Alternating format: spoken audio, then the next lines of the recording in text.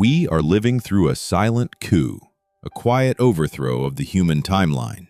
I see it every morning when I pull up my phone. 1,000 invitations to escape the present moment. Instant delivery, instant streaming, instant approval for a loan that will take me 10 years to pay off. Society isn't just rushing us, it's assaulting our ability to wait. We've become addicted to the exit ramp, terrified of the tunnel. We mistake speed for progress. We mistake a pivot for a solution. I remember a winter in Chicago early in my career. The wind off Lake Michigan felt less like weather and more like a personal insult. I was working a job that was slowly sanding down my soul, and I was drowning in micro debts. 100 small subscriptions, a leased car I couldn't afford, painless payments that were bleeding me dry. My instinct, the very American instinct I was raised with, was to panic, to do something, anything. Quit, find a side hustle, scream at the wind. I wanted out. I wanted an instant resolution to a problem that had taken years to build. But I stood on that bridge, looking at the frozen river, and I realized something that shifted my entire reality. The problem wasn't the debt, or the job, or the city. The problem was my inability to handle the silence between the desire and the result. In the West, we view endurance as a passive state. We see it as the victim stance, someone just taking a beating. But what if that's a lie? What if endurance isn't about being a doormat? What if it's the highest form of tactical intelligence? What if the ability to stand still while the world screams at you to move is the ultimate flex? The old masters knew this. They called it strategic patience. In a world that runs on dopamine and instant gratification, the person who can steward the weight, that's the person who eventually owns the future. We are under a silent siege, not from an external enemy, but from our own demand for now. Anatomy of the long siege. This isn't just about my anxiety. This is a structural reality. We see it play out on the grandest stages. Look at the language we use. The economic crisis, the collapse. The 2008 financial crisis was framed as a sudden event, a cardiac arrest of the system. But it wasn't. It was the endpoint of millions of people, ordinary people and powerful bankers alike, who lost their ability to wait for ripeness. They wanted the returns of a 10-year investment in 6 months. They built a castle on a foundation of now, and when time finally demanded its dues, the whole thing evaporated. They forgot the first rule of the siege. Time is a weapon, and it always favors the patient observer. I often think about Steve Jobs, but not the icon in the black turtleneck. I think about the Jobs of the mid-1980s, the guy who was publicly humiliated and exiled from the very company he founded. Now, that's a wound that demands instant retaliation. Imagine the anger, the urge to spin up a competitor just to prove them wrong, to act out of spite. That's what our culture expects. Instead, Jobs entered a decade-long period of strategic silence. He founded Next, which was a brilliant failure. He bought Pixar, which was a money pit for years. From the outside, he looked like he was wandering, but he wasn't. He was enduring. He was learning how to build computer animation from scratch. He was letting the market evolve. He was waiting for the technological and consumer landscape to be ripe. His endurance wasn't a pause, it was a recalibration. He waited until Apple needed him more than he needed them. And when he finally returned, he didn't just bring a new product. He brought an entirely new philosophy that changed the human timeline. If he had rushed his return, if he had acted on his ego's timeline instead of time's timeline, we wouldn't have the world we live in today. There's another modern American master of strategy, Robert Greene. Before he wrote the 48 Laws of Power, he worked 80 different jobs: construction, Hollywood drone, tour guide, editor. 80. To an outsider, this looks like a textbook example of a lost soul,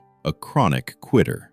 By all societal standards, he was a failure well into his 30s. But Greene wasn't just putting up with mediocrity. He was observing. Every bad boss, every toxic workplace, every subtle display of power was being logged, analyzed, and simmered in his mind. He was waiting for his own perspectives to be ripe. Greene understood what Navy SEALs are taught in their modern survival training, the 40% rule. When your mind tells you you're done, you've actually only used 40% of your capacity. The remaining 60% is pure, teeth-gritting endurance. Greene wasn't just waiting for luck. He was using that final 60% to build his foundation. When the opportunity finally presented itself, he didn't just write a book. He unleashed a lifetime of synthesized observation. He had built a mental container large enough to hold his genius. Both Jobs and Green understood that you cannot rush a law of nature. You can't make a redwood tree grow in a summer, and you can't force a complex life problem or a financial crisis to resolve itself before the conditions are ripe. The sovereign self in a leased world. Jobs and Green weren't just strategists, they were architects of their own agency, and that's what's really at stake here. When you look at the modern economy, this subscription model that aims to keep you in a perpetual state of paying for things you never truly own, it's not just about money. It's an attack on your sovereignty. Every payment plan that says instant approval, painless payments, is actually a contract where you trade your future freedom for a present moment of dopamine. They are betting that your desire for now is stronger than your ability to endure. They are banking on your lack of grit.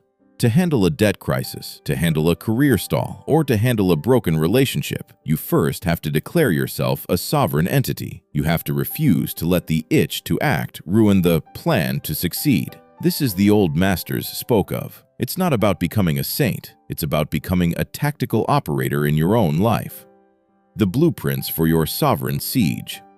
If you are standing in the middle of your own fire right now, if you are enduring a season that feels pointless, stop trying to find the exit. Start building the room you're in. 1. Reframe the pain. Stop calling it a stalemate or being stuck. Start calling it the cocoon. A caterpillar has to endure the total liquid dissolution of its entire structure inside that dark space before it can fly. You aren't trapped. You are being restructured. Let the tension sharpen you. 2. Strategic silence. In a leased world of constant noise, your ultimate weapon is silence. Stop explaining your weight to everyone. Stop reacting to every stimulus. True power isn't having the ability to react. It's having the ability to retaliate, but choosing to wait for the single moment where one move ends the whole war.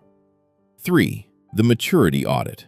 Every time you want to force a solution, ask yourself, am I ready for the result? If you got your dream job today, would you have the character to keep it? If you became a millionaire tomorrow, would you know how to handle it? If the answer is maybe not, then the wait is a gift, not a punishment. Time is letting you ripen.